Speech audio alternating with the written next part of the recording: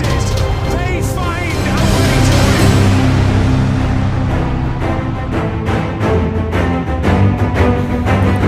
Mengutip Football Italia, Stefan Jovetic berkata bahwa dirinya tidak akan berselebrasi jika mencetak gol dan memenangkan pertandingan final Conference League nanti. Sikap tersebut muncul lantaran Jovetic merupakan mantan pemain Fiorentina. Maka dari itu ia ingin menunjukkan cinta dan rasa hormat kepada klub dan fans yang hadir di stadion nanti. Namun, apa yang membuat Jovetic sangat percaya diri bahwa Olympiakos akan memenangkan turnamen ini?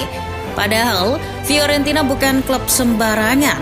Mereka adalah finalis UECL musim lalu. Untuk menjawab itu, berikut adalah preview laga final Conference League musim 2023-2024.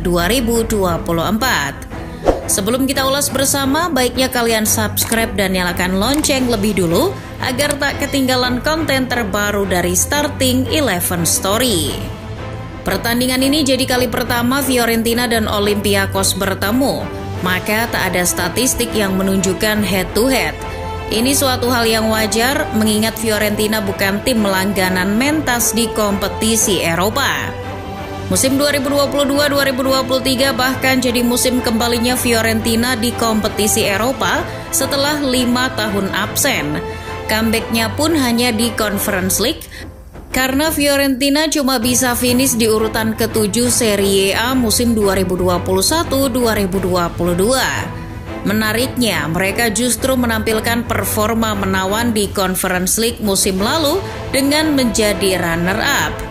Meski demikian, itu tetap menjadi sejarah bagi Fiorentina karena musim tersebut jadi kali pertama La Viola tampil di final kompetisi Eropa setelah terakhir kali di Europa League tahun 1990. Berbeda dengan Fiorentina yang jarang main di kompetisi Eropa, selama bertahun-tahun lamanya Olympiakos telah menjadi wakil Yunani di berbagai ajang kompetisi Eropa. Bahkan, melalui debutnya di Piala Eropa musim 1959-60, klub berjuluk Trilos itu jadi klub Yunani pertama yang berpartisipasi di kompetisi Eropa. Selama keikutsertaannya, pencapaian terbaik Trilos adalah mencapai babak perempat final Liga Champions. Itu terjadi pada musim 1998-99. Olympiakos sebetulnya hampir lolos ke semifinal melalui keunggulan gol tandang andai Antonio Conte tak mencetak gol yang memaksa laga leg kedua di kandang Olympiakos berakhir dengan skor 1-1. Nah, pada musim 2023-2024, baik Fiorentina dan Olympiakos kembali menampilkan performa yang menawan di kompetisi Eropa sehingga mencapai final Conference League. Meski tujuan mereka sama, jalur yang ditempuh ternyata berbeda. Kita bahas satu-satu, mulai dari Fiorentina terlebih dahulu. Pemilik 2 gelar Serie A ini sebetulnya cukup beruntung masih bisa berlaga di kompetisi Eropa musim ini.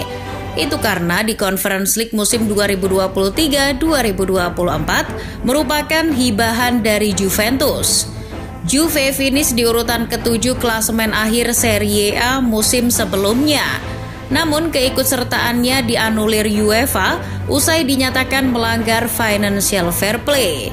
Maka dari itu, UECL diberikan ke Fiorentina yang finish di posisi ke-8 klasemen Serie A. Fiorentina beruntung karena bergabung dengan tim mediocre seperti Ferencvaros, Genk, dan Cukariki di grup F. Melawan tim-tim tersebut, Fiorentina tak terkalahkan. Dari 6 laga, La Viola mengantongi 3 kemenangan dan 3 hasil imbang untuk menjadi pemuncak klasemen grup F. Pada babak 16 besar, Fiorentina hanya bersua dengan wakil Israel, Maccabi Haifa. Meski diprediksi menang mudah, ternyata Maccabi mampu memberikan perlawanan sengit dalam 2 leg. Alhasil, tim asal Firenze tersebut harus puas dengan perolehan agregat tipis 5-4. Sementara di babak perempat final, Fiorentina berhasil menaklukkan Victoria Pleasant dengan skor 2-0. Lawan terberat La Viola mungkin bisa dibilang baru tersaji di babak semifinal kala harus menghadapi klub Brugge. Wakil Belgia itu tampil perkasa dengan keluar sebagai juara grup D. sempat kesulitan di leg pertama, pada akhirnya Fiorentina mengunci kemenangan dengan agregat 4-3. Hasil ini memastikan Fiorentina merebut tiket final Conference League untuk kedua kalinya secara beruntun. Lantas bagaimana dengan Olympiakos? Berbeda dengan Fiorentina yang berjuang dari fase grup, Olympiakos merupakan tim buangan dari Europa League. Berada di grup A bersama dengan West Ham, SC Freiburg, dan Baka Topola, Olympiakos akhirnya duduk di posisi ketiga dan harus menerima nasib turun ke Conference League. Menjadi tim buangan, Olympiakos harus melakoni babak playoff melawan runner-up grup F, Ferencvaros. Dirasa bukan levelnya, Olympiakos lolos ke babak 16 besar setelah menang agregat 2-0 atas tim asal Hungaria tersebut. Nah, di babak 16 besarlah Olympiakos menerima perlawanan alot.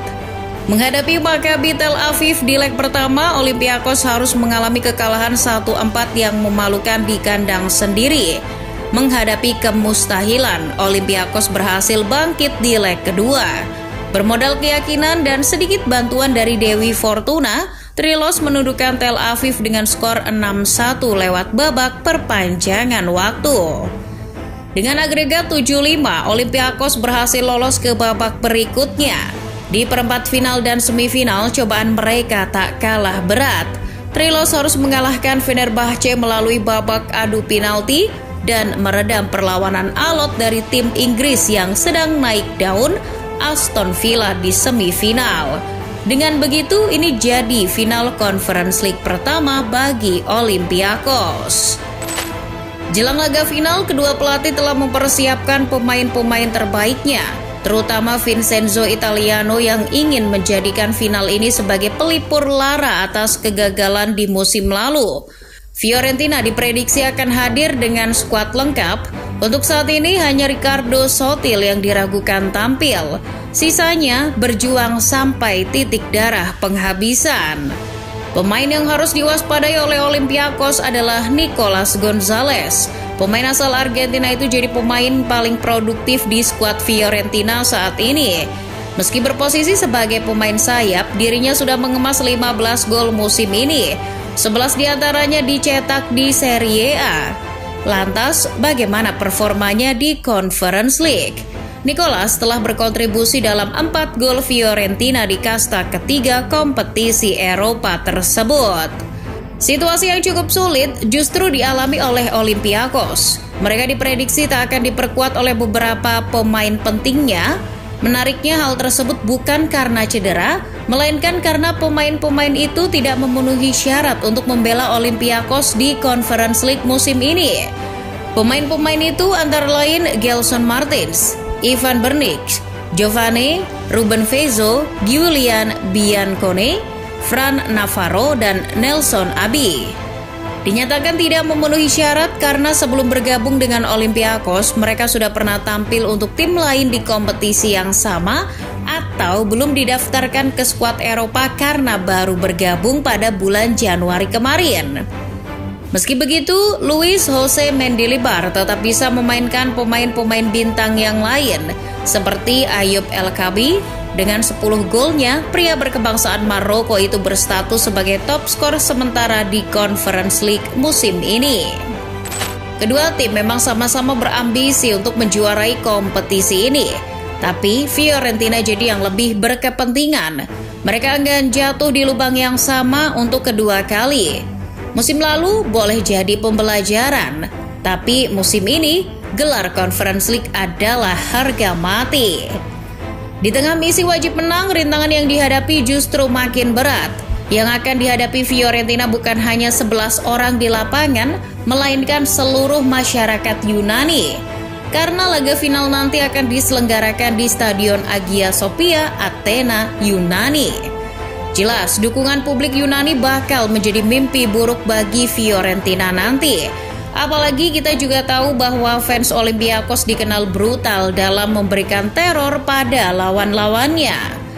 Hambatan yang akan dihadapi bukan itu saja, Vincenzo Italiano akan menghadapi Jose Luis Mendilibar, pelatih yang berpengalaman di kompetisi Eropa.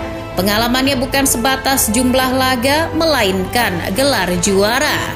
Mendilibar adalah sosok di balik kejayaan Sevilla di Europa League musim lalu. Meski baru menangani klub pada bulan Februari kemarin, Mendilibar cukup pede. Ia percaya bahwa dirinya bisa menularkan kesuksesannya di kancah Eropa kepada Olympiakos.